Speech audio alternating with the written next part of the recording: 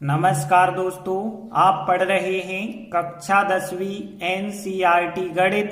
आज हम पढ़ेंगे प्रश्नावली 1.1 का प्रश्न क्रमांक 2।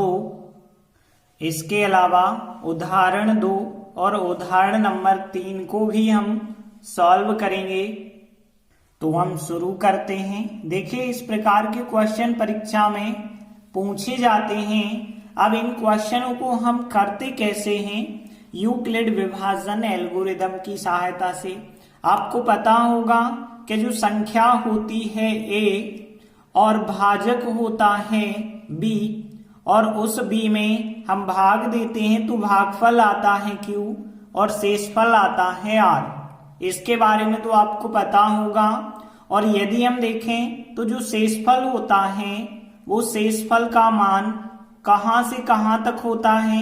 जीरो से लगा के मतलब जीरो भी हो सकता है, तो जीरो के नीचे बराबर का चिन्ह। तो यहाँ जीरो से लगा के शेषफल r का मान जो होता है b से छोटा होता है।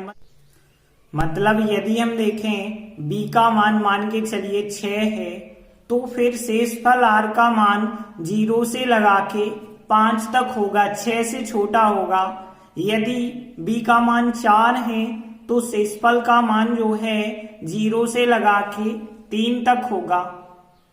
अब हम सीधे क्वेश्चन पे आ जाते हैं। दूसरा प्रश्न है, दर्शाइए कि कोई धनात्मक विषम पूर्णांक 6q + 1, 6q + 3, 6q + 5 के रूप का होता है। तो एक चीज ध्यान देना, यहाँ जो कोई धनात्मक विषम पूर्णांक है उसको मान के चलते हैं हम a। और यहाँ पे देखें 6q, 6q, 6q, इसका मतलब है जो भाजक होगा उसको हम 6 मानेंगे। तो देखिए, हम मान के चले हैं कि कोई धनात्मक विषम पूर्णांक जो है वो a है। अब यहाँ 6q चल रहा है, इसलिए भाजक हमने b बराबर 6 माना है। अब देखिए, a और b बराबर 6 में हम क्या लगाएंगे? यूक्लिड विभाजन एल्गोरिदम लगाते हैं। तो देखिए, हमने लिखा अब यूक्लिड विभाजन एल्गोरिदम का प्रयोग करते हैं। तब देखिए, अब यूक्लिड विभाजन एल्गोरिदम हमने आपको बताया था a बराबर bq + r होता है। तो यहाँ पे यदि हम देखें तो a बराबर हो जाएगा, b का मान कितना है? 6 है, तो यहाँ पे bq मतलब यहाँ 6q हो जाएगा प्लस r हो जाएगा। अब देखिए, r का मान हमने बताया था कहां से कहां तक होता है? जीरो से लगा के b से छोटा होता है। तो यहाँ पे b मतलब कितना है? 6, तो जीरो से लगा के 6 से छोटा होगा। तो देखिए, हमने लिखा चूंकि r का मान जीरो से लगा के 6 से छोटा होता है, इसलिए हम कह सकते हैं कि r के जो संभावित मान होंगे वो 0, 1, 2, 3, 4, 5 तक होंगे, क्योंकि 6 से छोटे मतलब 5 तक। तो इसलिए संभावित शेषफल मतलब r का मान 0, 1, 2, 3, 4, 5 कुछ भी हो सकता है। अब देखिए, हम r बराबर पहले 0 रखेंगे, तो यहाँ पे r बराबर 0 रखते हैं। तो r बराबर 0 रखने पर संख्याएं क्या मिलेंगी? तो देखिए, r बराबर 0 यदि हम रखेंगे तो a बराबर 6q + 0 मिलेगा। 6q + 0 और +0 आप जोड़ेंगे तो 6q का 6q ही आ जाएगा। तो a बराबर 6q ही मिलेगा हमें। फिर r बराबर फिर हम 1 रखेंगे, तो r बराबर 1 रखने पर यदि हम देखें तो a बराबर यहाँ पे 6q, r की जगह पे 1 रखेंगे तो 6q + 1 मिलेगा। और यहाँ 6q में 1 जोड़ तो सकते ही नहीं है, तो इतना ही हमने लिखा। फिर r बराबर हम 2 रखते हैं, तो r बराबर 2 रखने पर a बराबर जो संख्या होगी वो 6q + 2 मिल जाएगी, क्योंकि r की जगह 2 रख देंगे। फिर वैसे ही r की जगह 3 रख देंगे, 4 रख देंगे और 5 रख देंगे। तो देखिए, r बराबर 3 रखने पर +3 आएगा, 4 रखने पर +4 आएगा, 5 रखने पे +5 आ जाएगा। अब देखिए, यहाँ पे हमारी संख्याएं 1, 2, 3, 4, 5, 6 संख्याएं आ गई। अब इन 6 संख्याओं में से देखिए, हमें सवाल में क्या बताना था कि विषम पूर्णांक जो होती हैं वो इस प्रकार से होती हैं। मतलब यहाँ जो 6 संख्याएं आई होंगी, कुछ संख्याएं सम होंगी, कुछ विषम होंगी, हमें केवल विषम को बताना है। तो यदि हम देखें 6q और 6q + 2, 6q + 4, तो ये सम संख्याएं होंगी। यहाँ पे ये सम संख्या हो जाएगी कि नहीं हो जाएगी? क्यों हो जाएगी? क्योंकि आप देखिए 6 का गुणा किसी भी संख्या से करेंगे तो सम, और सम संख्या और जोड़ेंगे तो सम ही आएगा। यहाँ पे भी सम आएगा, आपको 6q + 2 सम संख्या प्राप्त होगी। और यहाँ 6q अकेला है तो ये भी तो एक सम संख्या हो गई, तो यहाँ पे ये सम संख्या हो गई। बाकी की 6q + 1 ये क्या हो जाएगी? एक विषम संख्या हो जाएगी। क्योंकि यहाँ पे विषम क्यों हो गई? क्योंकि 6q देखिए ये तो सम हो गया, सम में 1 जोड़ोगे तो विषम बन जाएगा कि नहीं बन जाएगा? और यहाँ पे भी विषम बन जाएगा, क्योंकि सम संख्या में 3 जोड़ोगे तो वो विषम संख्या बन जाएगी। और यहाँ पे यदि हम 5 जोड़ेंगे तो ये भी क्या बन जाएगी? फिर विषम संख्या बन जाएगी। तो देखिए 3 संख्याएं सम मिल गई और 3 संख्याएं विषम मिल जाती हैं। तो देखिए हमने लिखा यहाँ ये संख्याएं जो हैं, एक 6q, 6q + 2, 6q + 4, ये क्या है? सम संख्याएं हैं।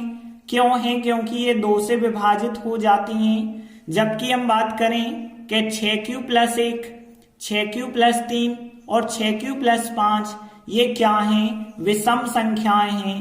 क्यों है विषम संख्याएं? क्योंकि ये 2 से विभाजित नहीं होती हैं। और यही हमें सिद्ध करना था कि 6q + 1, 6q + 3 और 6q + 5 विषम धन पूर्णांक हैं, और यही हमारा सवाल सिद्ध हो जाता है। इसके बाद देखिए दूसरा उदाहरण है, दर्शाइए कि प्रत्येक धनात्मक समपूर्णांक 2q के रूप का होता है और प्रत्येक धनात्मक विषम पूर्णांक 2q + 1 के रूप का होता है। q क्या है? कोई पूर्णांक है। तो देखिए जैसा हमने पिछले सवाल में किया कि मान के चले थे कोई धनात्मक विषम पूर्णांक a है, लेकिन यहाँ पे ऐसा नहीं मान सकते, क्योंकि एक जगह तो कहा गया है सम पूर्णांक, एक जगह कहा गया है विषम पूर्णांक। तो हम a को सम पूर्णांक और विषम पूर्णांक नहीं मानेंगे, केवल पूर्णांक मानेंगे।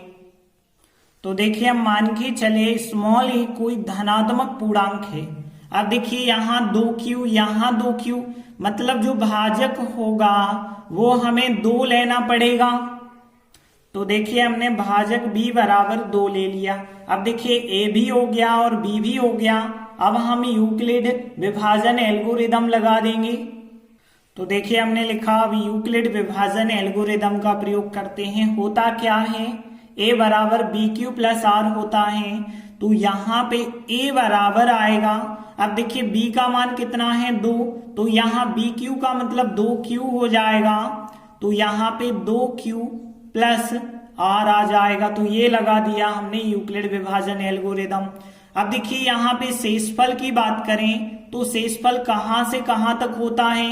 यदि आप 2 से भाग दे रहे हैं तो 2 से छोटा होगा। 0 से लगा के r का मान 2 से छोटा होता है, मतलब हम कह सकते हैं r का मान 0 हो सकता है, 1 हो सकता है, लेकिन 2 नहीं हो सकता। तो देखिए हमने लिखा है इसलिए संभावित शेषफल r के मान या तो 0 होगा या फिर 1 होगा। तो एक बार हम r का मान 0 रखेंगे तो हमने लिखा r = 0 रखने पर, तो देखिए यहाँ पे a = 2 और q r की जगह 0 रखेंगे तो +0 होगा। और यहाँ पे यदि हम 2q में 0 जोड़ेंगे तो a = 2q ही हमें मिल जाएगा। फिर हमने r = 1 रखा, तो r = 1 रखने पे क्या मिलेगा हमें? तो देखिए a = 2q, r की जगह 1 रखेंगे तो यहाँ पे 2q + 1 मिलेगा। अब ध्यान देना, हमें सवाल में क्या करना है? सम पूर्णांक और विषम पूर्णांक। यहाँ पे देखिए यदि हम देखें 2 का गुणा किसी भी संख्या से करेंगे तो वो तो एक सम संख्या मिलेगी ना। तो यहाँ पे 2q क्या हो जाएगा? एक सम पूर्णांक होगा, क्योंकि इसमें 2 का भाग चला जाएगा। लेकिन यहाँ पे देखिए 2 का गुणा q से करेंगे तो एक सम संख्या तो बनेगी, लेकिन उसमें जब हम एक जोड़ देंगे तो वो एक विषम पूर्णांक बन जाएगा। फिर तो यहाँ 2q + 1 क्या बन जाएगा, विषम पूर्णांक बन जाएगा। तो यही बात हम यहाँ पे कह सकते हैं कि जो a बराबर 2q है वो एक सम पूर्णांक इसलिए है क्योंकि इसमें 2 का भाग चला जाता है। तो देखिए हमने लिखा कि यहाँ पे जो a बराबर 2q है वो एक सम पूर्णांक है क्योंकि यह 2 से विभाजित है, और यहाँ पे a बराबर 2q + 1 एक विषम पूर्णांक होगी क्योंकि यह संख्या 2 से विभाजित नहीं होगी। और यही हमें बिल्कुल सिद्ध करना था कि 2q तो एक सम पूर्णांक है लेकिन 2q + 1 एक विषम पूर्णांक है। तो इस प्रकार से हमारा सवाल सिद्ध हो जाता है। इसके बाद अगला उदाहरण 3 है, दर्शाइए कि एक धनात्मक विषम पूर्णांक 4q + 1 या 4q + 3 के रूप का होता है। q क्या है, एक पूर्णांक है। तो देखिए इसी प्रकार का सवाल है, हम कैसे करेंगे। सबसे पहले मान के चलेंगे एक धनात्मक विषम पूर्णांक स्मॉल a है, और यदि भाजक की बात करें तो 4q यहाँ है, 4q यहाँ है, तो भाजक b बराबर 4 लेना पड़ेगा। तो देखिए हमने माना स्मॉल a क्या है, एक धनात्मक विषम पूर्णांक है, और भाजक b बराबर कितना है, 4 है, क्योंकि यहाँ 4q यहाँ 4q है। अब देखिए अब हम क्या लगाएंगे, यूक्लिड विभाजन एल्गोरिदम का प्रयोग करेंगे। तो देखिए अब हम यूक्लिड विभाजन एल्गोरिदम का प्रयोग करते हैं। क्या होता है, a बराबर bq + r होता है। यहाँ पे a बराबर, अब देखिए b का मान कितना है, 4 है, तो यहाँ पे 4q आएगा + r आएगा। और शेषफल की बात करें तो शेषफल कितना होगा, चूंकि शेषफल का मान कहां से कहां तक होता है, हमने आपको बताया था b से छोटा होता है, 0 से लगा के b से छोटा, और b का मान ले रहे हैं 4। तो यहाँ पे हम कह सकते हैं कि r का मान 4 से छोटा होगा। 4 से छोटा होगा मतलब जो संभावित शेषफल है वो 4 से छोटा होगा, मतलब 0, 1, 2, 3 हो सकता है। तो देखिए संभावित शेषफल r बराबर 0, 1, 2, 3 हो सकते हैं। अब हम r बराबर 0 रखना स्टार्ट करेंगे, तो r बराबर 0 रखने पर क्या मिलेगा हमें, देखिए स्मॉल a बराबर 4q, r की जगह पे रखेंगे 0, तो 4q + 0 जब हम 0 जोड़ेंगे तो a बराबर 4q ही हमें प्राप्त हो जाएगा। फिर हम r बराबर 1 रखेंगे, तो हमने लिखा r बराबर 1 रखने पर तो स्मॉल a बराबर, अब देखिए 1 रखेंगे r का मान, तो 4q + 1 आ जाएगा, तो यहाँ 4q + 1 आ जाएगा। फिर हम r बराबर 2 रखेंगे, तो r बराबर 2 रखने पर देखें तो स्मॉल a बराबर 4q + 2 आ जाएगा। इसी प्रकार से हम r बराबर 3 रखते हैं, तो r बराबर 3 रखने पर स्मॉल a बराबर 4q + 3 प्राप्त हो जाएगा। अब ध्यान देना, हमें सवाल में सिद्ध करना है विषम पूर्णांक। तो विषम कौन सी संख्याएं होंगी और सम कौन सी संख्याएं होंगी, ध्यान देना। तो देखिए 4 का गुणा किसी भी संख्या से आप करोगे तो सम संख्या आएगी, तो यहाँ पे 4q जो होगा क्या हो जाएगा, एक सम पूर्णांक हो जाएगा। तो 4q एक सम पूर्णांक होगा। और यदि हम देखें 4q, 4 का गुणा किसी से भी करेंगे सम, और 2 और उसमें जोड़ देंगे तो ये भी तो सम पूर्णांक बना, तो ये 2 संख्याएं तो बन जाएंगी सम पूर्णांक। लेकिन 4 का गुणा q से करेंगे सम, और सम में जब 1 जोड़ देंगे तो वो विषम बन जाएगा। तो यहाँ पे ये तो बन गया, फिर एक विषम पूर्णांक बन गया। तो यहाँ पे विषम पूर्णांक, और 4q तो है सम, लेकिन 3 जोड़ेंगे तो वो विषम बन जाएगा, तो ये भी बन गया विषम पूर्णांक।